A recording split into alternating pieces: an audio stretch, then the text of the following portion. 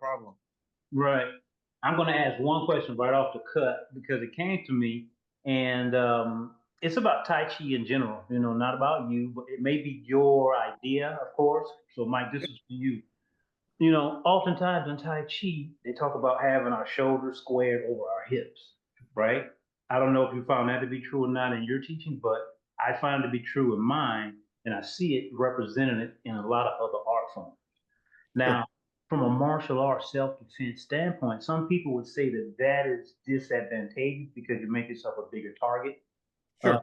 so if you look at boxing, they kind of, they blade it. Yeah. So from your experience, which is deep and profound, and also how was your specific stance in regards to that?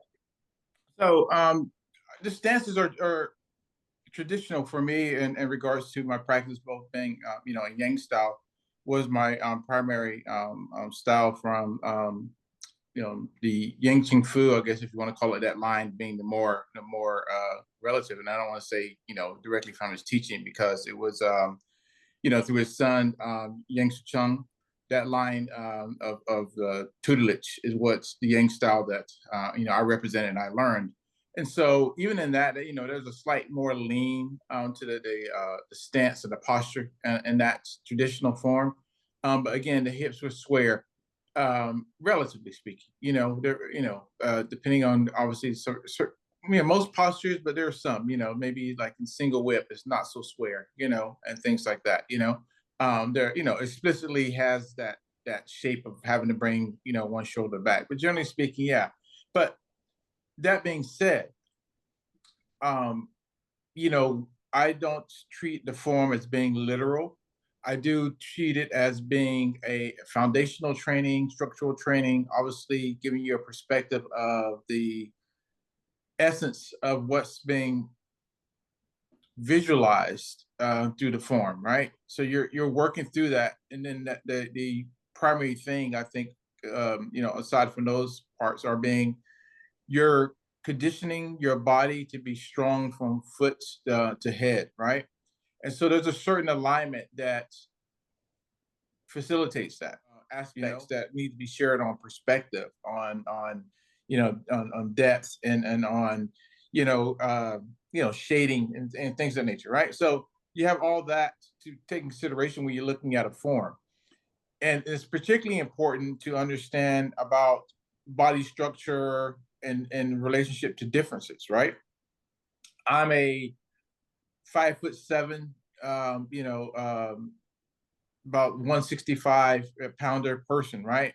I can't be expected to do what someone who maybe is 6'2", with my attributes. They vary so differently across the board, right? In consideration, each person's physical attributes through nature or even through injury sometimes, right? The limitations. So sometimes limitation creates great results, because then you have to adapt a certain way. So having a square structure, I think, overall and principle creates this, like I said, from the floor to the head, structure and dynamics that you follow through the whole sequence of your practice. So if you're doing that, your body's getting acclimated, your muscles are getting acclimated, your mind is also getting acclimated to how to be strong in a position. Because typically when we're moving and we're adding any action to our movement, we're moving from the center. So therefore, it doesn't stay square. We're not just moving our arms. There's always a center movement, right? Maybe you're landing. I call it maybe like the power shots, beginning of a power shot. I'm doing white crane prison. Bang, it's right there, right? It's the power shot. And when I go across blame, when I'm coming back into that power position, right? It's like a power shot. But anywhere on that line, I may catch myself right here where I'm not all the way through, and I can choose to push or pull depending on what the necessary for that action with that same body structure, because my body has now already been conditioned that, hey, this is the way you should be supported. So you use the body as a unit, right? But there are certain times you have to disconnect that unit so you don't fall prey to anything, right? So when is that necessary? You may want to use this elbow here, but let this elbow relax so you can, or you may want to have it combine and squeeze in, right? You have your harmonies, but you're still breaking things apart, right? And sometimes you might not need this other elbow. You may need the hip instead, So, but then again, this is what I was mentioning in the other statement. For me, the way I practice, it doesn't matter to me where my body is caught, because I'm going back to the core element of unity in action, right? So if my hand is stuck here, if I'm expecting my hand to get here, but something catches my hand back here, even from behind me, right? My intent is to go this way. I'm going to go that way with the same principles of using my body to let my, sinking down into my root and letting that follow through. Now, my focus may, if I want to say, that energy on my hand, it may not go down to here, where somebody maybe have their fingers right in there trying to pull me back, if you will. Now sinking into it and like maybe dragging them forward type thing, right? So in saying that, I'm paying attention to my six harmonies, but I think at times you really have to have that mindset of really working in yin and yang and the concept of fullness and like our completion and broken pieces, right? And you have to know when to say, I'm going to use my whole to take this broken piece and do what I need to do with it, right? So they may seem like they're disconnected in a way, but they really aren't. Being creative with the principles, or not even being creative, it's really maximizing on the principles. Even like you mentioned, and the six harmonies, like when you have to move your hip. Say I say we're talking about staying square initially, right?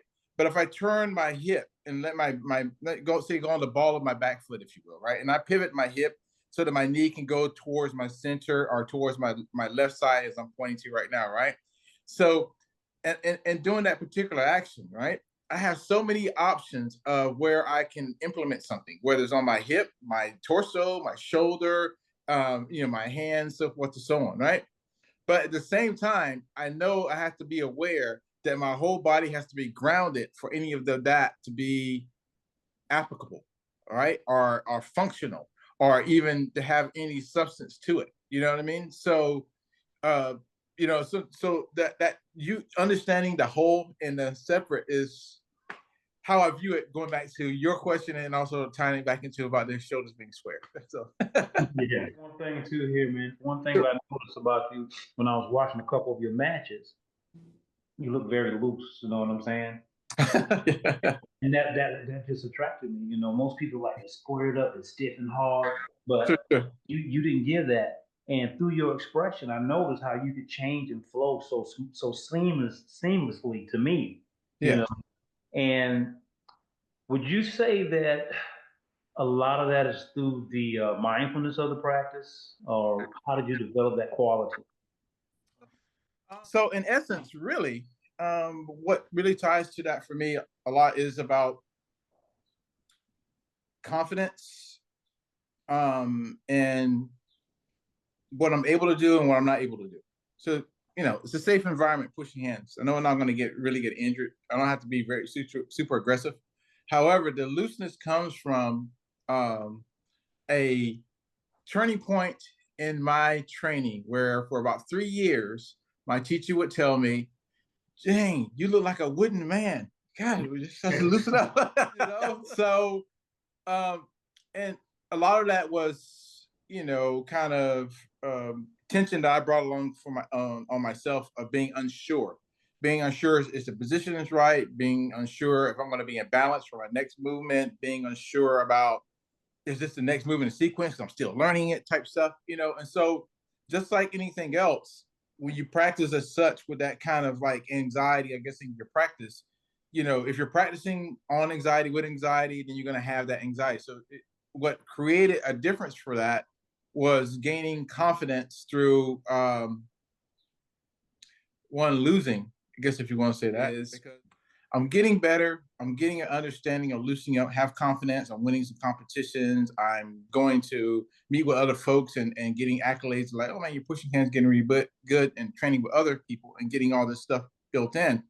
A classmate of mine had went to China to do like almost like a walkabout. He went for like about 6 months where he said, well, what I'm going to do, I'm just going to walk around, go different places and see who people I can meet up that does Tai Chi, do push hands and so forth and so on, right?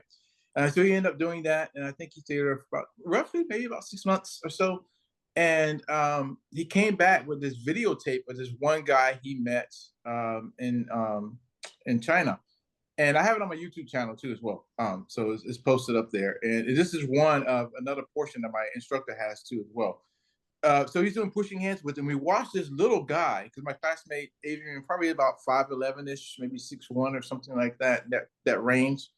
And at the time, maybe about 190, maybe 200 pounds, if you know, around that range, if you will. But if you look on the video, there's a really small, little, skinny guy that's doing all this stuff to him, moving him Mhm. around, right? You know, not it was beauty in the subtleness of the movements that he was doing and the reaction that he caused, because that's what became my method, and it's what you probably see from me now, right? Because it wasn't an amount of tension. It was like letting everything go.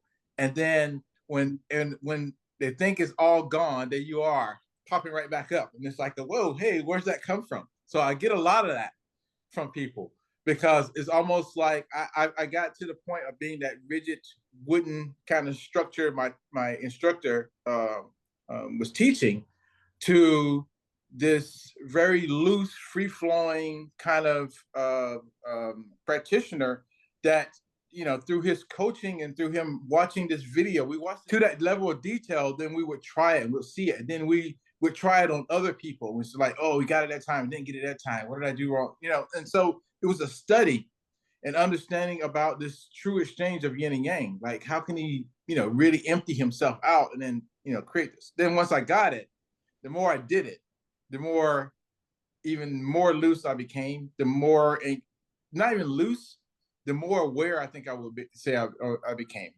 That's more so the thing, is the awareness that was created of Mhm. knowing where extremities are. In some videos, you probably can even see it when I'm doing it, where I know people are not. I'll have my eyes closed and just pushing that way. Now, I think that's a way of like, oh, that's how you do. You're a great master in that way.